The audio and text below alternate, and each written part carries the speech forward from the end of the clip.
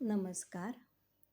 माझ्या आधीच्या व्हिडिओमध्ये मी काही सोप्या कलाकृती लहान मुलांसाठी दाखवल्या. माझ्या स्व ते सृष्टी शिबिरामध्ये आदिवासी मुलांच्यापासून ते आपण तथाकथित प्रतिष्ठित मानतो म्हणून पाश्चिमात्य जगातल्या मुलांच्यापर्यंत काही प्रकल्प केलेले आहेत, प्रोजेक्ट केलेले आहेत. मुलांना आनंद व्हावा, मुलांना स्वतःची ओळख पटावी यासाठी शालेय अभ्यासामधून सुद्धा काही खेळ मी तयार केलेले आहेत. आज मी तुम्हाला माझ्याच स्व ते सृष्टी पुस्तकातल्या काही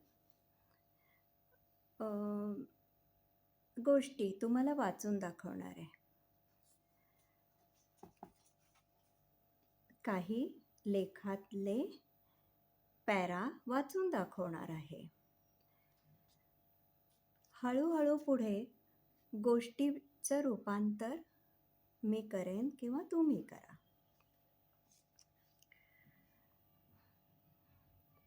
एका बंदिस्त खोलीचा किंवा वर्गाचा व्यक्तिमत्व फुलवण्यासाठी, खुलण्यासाठी कितपत उपयोग होऊ शकतो? होतो का? फक्त पाठ्यपुस्तकातला अभ्यास घोटून, परीक्षेत उतरवून, मार्कापुरता मतलब ठेवून व्यक्तिमत्व चहूअंगाने फुलतं का हो? पाठ्यपुस्तकातल्या धड्यातून खिडकीबाहेरच्या जगाचं दर्शन घडतं का हो? या विश्वाबद्दल कुतूहल निर्माण होतं? शाळेच्या बंद जगात कित्येकांची प्रतिभा फुलण्याआधीच कोमेजून जाते. ही विचार करण्याजोगी गंभीर गोष्ट आहे.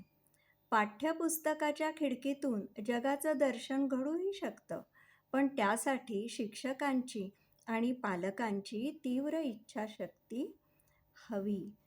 शिक्षक, पालक प्रगल्भ हवेत.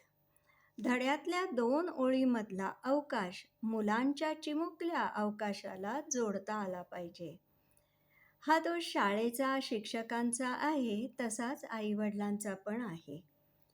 चाकोरीबद्ध वाटेवरून त्यांना आजूबाजूच्या छानशा प्रदेशात नेणाऱ्या वाटाच दिसत नाहीत. त्यांचंही शिक्षण याच चाकोरीतलं असतं ना. या विश्वाचं थोडं तरी दर्शन घडण्यासाठी काही प्रयत्न करायला हवेत. मुलांचा पैस म्हणजे अवकाश विस्तारित व्हावा ही इच्छा सदैव मनात बाळगायला हवी आहे ना. यासाठी वर्ग कसा हवा याचा मुळातूनच विचार होणे गरजेचे आहे. त्यातला एक छोटासा भाग वाचून दाखवते. दरवर्षी शाळेचं संमेलन असतं. प्रत्येक मुलाची कार्यक्रमात सहभागी होण्याची मनोमन इच्छा असते, पण काही जणांनाच ती संधी मिळते. मग उरलेली मुलं हिरमुसतात. त्यांच्या सृजनतेला वाव मिळत नाही.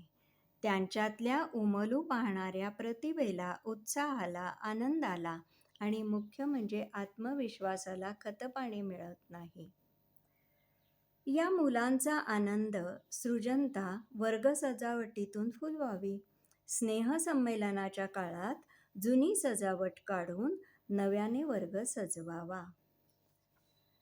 वर्ग सजावटीसाठी गावातील कलाकार, लोककलाकार, पालक यांचंही मार्गदर्शन व सहाय्य घ्यावं. ग्राममंगलच्या ऐना येथे शाळेत गेले असताना तेथील मातीपासून कलात्मक बनवणाऱ्या विभागात गेले होते. इतर कलात्मक वस्तूंच्या बरोबरच मातीचं मण्याचं तोरण दिसलं.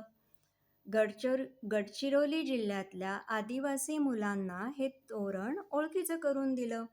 मणी जरा मोठे बनवले. ते चुना, गेरू आणि हिरव्या रंगात रंगवले. खूप छान तोरण तयार झालं. आता गडचिरोलीतील आदिवासी गोंडी भाषेतील गाणी दुसऱ्या शिबिरात म्हणायची. कलेचा सर्वत्र संचार, विविध संस्कृतीची ओळख व स्वीकार यामुळे माणसात बंध निर्माण होतात. पुढचा भाग उद्या दाखवते.